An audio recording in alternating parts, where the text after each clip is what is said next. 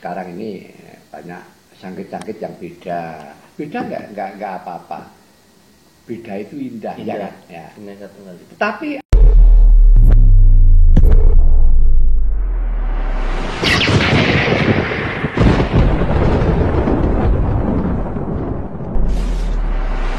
Oke, tadi saya udah janji kita mau tanya jawab sama sang maestro Pak Mantep Oye. Jadi ada beberapa pertanyaan yang orang-orang itu pengen tahu tentang Pak Mantep lebih jauh. Orang-orang yang kepo itu pengen tahu sama Pak Mantep. Salah satunya kalau sebutan dalang Oye mungkin tadi sudah dijelaskan sama yang. Nah ini kalau sebutan dalang setan itu sebenarnya setan gimana? setan itu kan inisial. Inisial. Setan itu seni tradisional. Oh singkatan. Iya singkatan. Jadi itu seni tradisional disingkat setan. Oh jadi selain gerakan wayangnya, sabetannya yang seperti setan yang sekarang juga ditiru oleh dalang-dalang muda seperti saya dan teman-teman, tapi setan itu sendiri punya singkatan yaitu seni tradisional, yaitu ada wayang, ada apa ya, khususnya wayang ya waktu itu. Jadi masalah dalang setan sudah terjawab, udah nggak ada yang penasaran kenapa Pak Mantep dibilang dalang setan. Yang kedua gini, yang banyak orang itu mengidentifikasi seperti dalang seperti kita itu dalang ini mesti bojone akeh lah. Itu yang kadang-kadang kita dikambing hitamkan, padahal yang namanya jodoh kan kita nggak tahu ya, yang namanya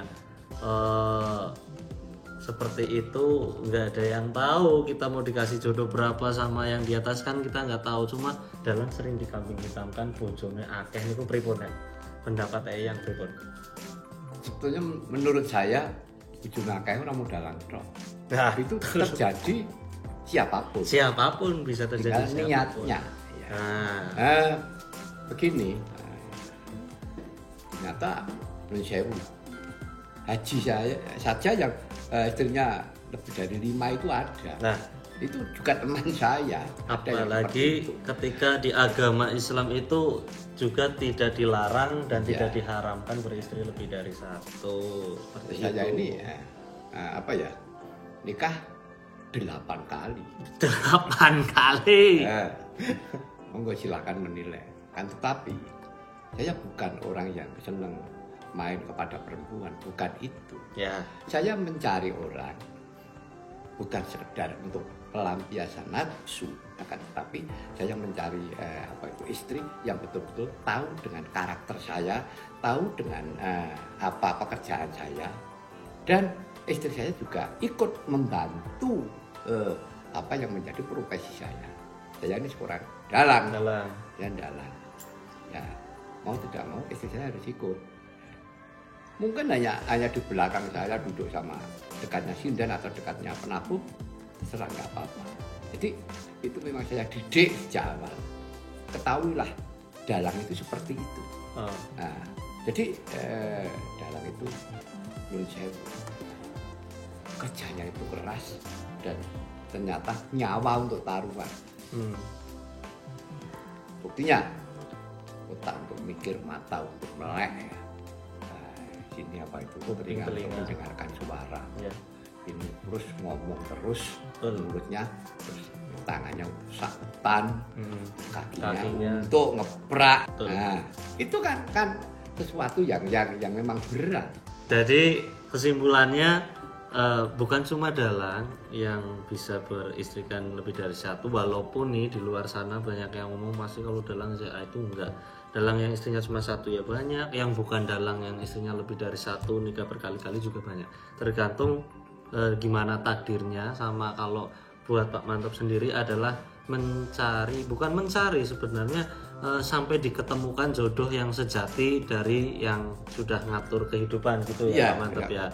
Ya setelah itu tadi saya juga menambahkan, karena saya katakan dapat duit itu saya serahkan semuanya pada istri. Ini hasilnya sudah kamu kelola. Luar biasa. Ini kamu kelola, saya tidak mau tahu harus gopo sakarmu.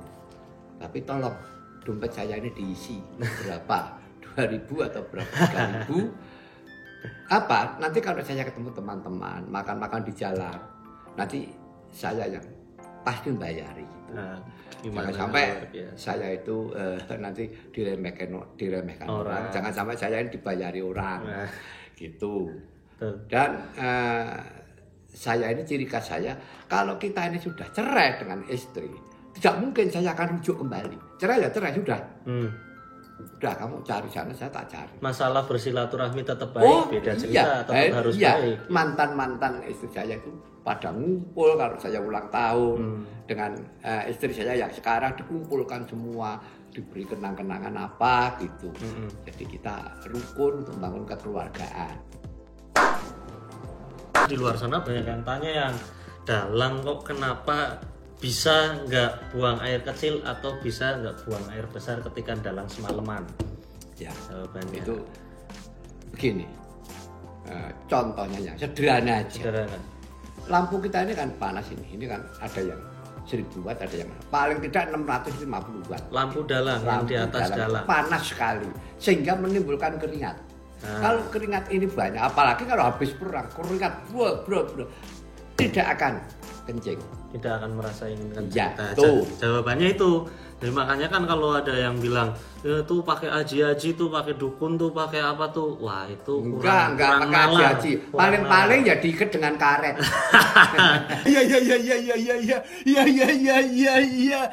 Iya. Udah kejawab tuh, dari keringat aja udah kayak mandi ya Pak Mantap ya. Gimana kita pengen pipis. Terus ada lagi yang menanya, kenapa semalam kok nggak ngantuk? Karena otaknya ini jalan. Maka kalau dalang itu ngantuk, pasti itu tidak mikir. Dalang yang malas mikir. Iya, dalang yang malas mikir. Kalau jejak pertama begini, wah nanti pakai sangkitnya begini, nanti banyolannya begini, nanti tekan kedua, sabrangan begini. Terus kita pasti mikir tidak sempat ngantuk. Iya, nggak bisa. Tidak sempat. Kalau saya begitu, entah yang lain. Siap. Terus ini sekarang kan modelnya era globalisasi, zaman berubah, penggemar kebudayaan juga berubah. Gimana tanggapan Pak Mantap sendiri tentang banyak dalang muda, khususnya ya apalagi saya pribadi yang juga tahu banyak sekali kreativitas yang sebenarnya bukan nggak pakai pakem, cuma mencari kreativitas baru yang kira-kira disenangi sama generasi muda. Lah, pendapat Eyang ketika ada dalang klasik, dalang modern, dalang breng-brengan, dan dalang ya bermacam-macam gaya dalang sekarang itu bagaimana, menambah baik atau kurang setuju dengan adanya perkembangan dalam pewayangan? Paling tidak saya bangga dulu. Karena apa? Wayang kita akan berkembang. Apapun wujudnya, apapun caranya. Yang penting kalau menurut saya, kita nggarap cerita wayang itu utuh. Cerita wayang itu utuh, sehingga tidak membingungkan yang nonton. Katakanlah sekarang ini banyak sangkit-sangkit yang beda nggak apa-apa. Beda itu indah. Ya kan? Ya. Tapi ada pertanyaan, apakah sekarang ini beda itu indah? Apa jamin? Tetapi beda itu akan menjadi ajang untuk saling menjelekkan itu ada. Betul. Nah, itu yang malah yang jelek seperti itu. Pasti itu akan menjelek-jelekan orang lain. Betul. Nah, itu. Di sisi lain lagi banyak yang penasaran nih, Pak Mantap. Di luar sana banyak yang tanya, Pak Mantap keluar dulu pada tahun berapa? Mungkin pertama mendalang itu tahun berapa? Pertama jejak kotak itu tahun pinten riyen? Kalau lahir saya tanggal 31 Agustus tahun 1948. 48 kelahiran. Sekarang umur saya sudah 70, hampir 71 nanti Agustus yang akan datang. 71 masih saya hebat. Pertama kali saya pegang wayang itu saya disuruh ayah saya mucuki itu pertama kali itu dalam kira-kira 1 jam. Umur 7 tahun. 7 tahun sudah dalang. Ya, 7 tahun. Saya dalang masih pakai pakai ganjel gitu, kepraknya didulurke, gitu. Karena aku kurang tinggi. Nah, itu tahun berapa itu? Itu pertama dalang di panggung, tapi pertama tanggapan itu mulai umur berapa? Pertama tanggapan saya umur 15 tahun. 15 tahun sudah menjadi dalang profesional, dalam arti sudah menerima job. Nah, menerima job. Ya, walaupun hanya mungkin siangnya, malamnya nanti dalang siapa. Gitu. Ya, terus bisa juga nanti saya malamnya, siangnya itu dalam. Dulu kan wayangan itu 1 hari 1 malam. Ya, itu saya umur 15 tahun. Jadi ya sekitar 48 ditambah 15 itu tahun berapa itu kira-kira? Ya. 60 berapa itu? Ya, saya kepala 6 yang jelas. 6. Sudah dalang. Lah, cuma kan di luar sana banyak nih yang mereka sebelum mau berproses sudah putus asa terlebih dahulu karena tidak kuat menghadapi kegagalan, tidak kuat menghadapi kekecewaan ketika apa yang dicita-citakan tidak cepat terjadi sesuai angan-angannya. Lah, Pak Mantap sendiri pun juga dulu kan pasti melalui proses yang amat panjang gitu. Iya. Dari umur 15 itu sampai ke Pak Mantap itu moncer sebagai dalang yang terkenal, kira-kira berapa tahun perjalanan proses yang sangat berat? Saya mendapat julukan Pak Mantap. Pak Mantap itu adalah dalang bagus. Itu prosesnya 40 tahun.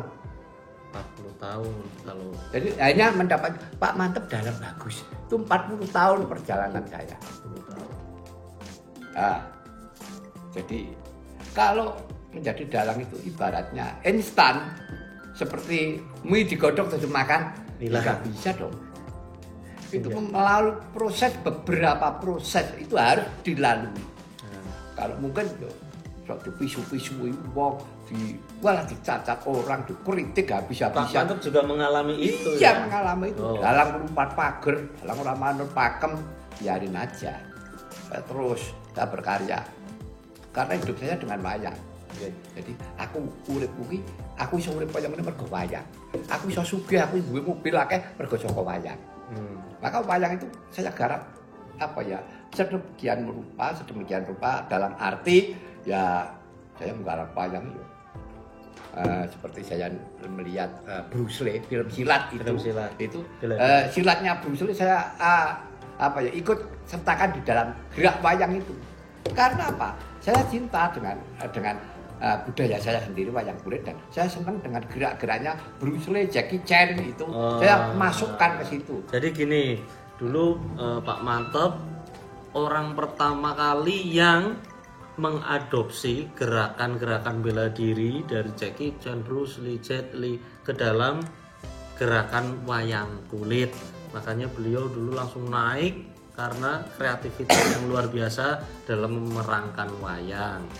Dan yang bisa diambil lagi, kita jangan takut gagal, kita jangan takut kecewa, jatuh bangun lagi. Kesemangatan yang luar biasa ini kita contoh dari beliau Pak Mantap Sudarsono. Mungkin terakhir saya minta kata-kata mutiara untuk teman-teman yang masih sedang berjuang di luar sana, Pak Mantap. Jadi Pak Mantap itu nggak gampang. Nanti kita minta kata-kata mutiara, minta kata-kata motivasi. Monggo yang pesan singkat untuk teman-teman yang masih berjuang di sana supaya lebih semangat. Ini pesan saya atau kudangan saya kepada anak-anak kita, ya cucu-cucu kita, adik-adik kita, generasi penerus pedalangan. Jangan mudah patah, jangan semangatnya itu kendor. Terus berjuang. Jangan takut dikritik, jangan takut diumpat orang. Sudahlah, kamu dalang-dalang, percaya diri. Aku ini punya apa? Udah, itu kamu cari sendiri dulu di dalam hatimu itu punya apa. Wah, saya senang saya kok sabet, senang saya kok lawaan, senang saya kok suluk, senang saya cerita. Udah, kamu punya apa, itu dikembangkan sendiri. Insya Allah, kalau nanti bisa tercapai akan menjadi bagus. Itu aja saya. Terakhir, Ini harus dijawab. Kalau nanggap Pak Mantep, misal di Jakarta tarifnya berapa? Ayo. Ya kalau yang sudah saya itu pada waktu di Bugasari, pada waktu saya di itu mana itu tempatnya Tugu Proklamasi.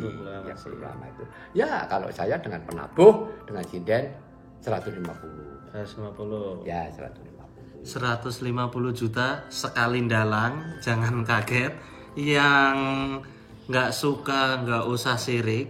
Yang kita memang terpecut sebagai inspirasi kepengen ditanggap semahal beliau dalam semalam ketika kita mendalang.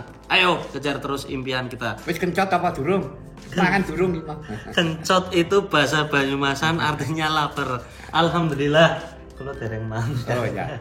Mari kita keluar, kita makan-makan di itu jalan besar. Makan indah ya. Saya mau ditraktir yo.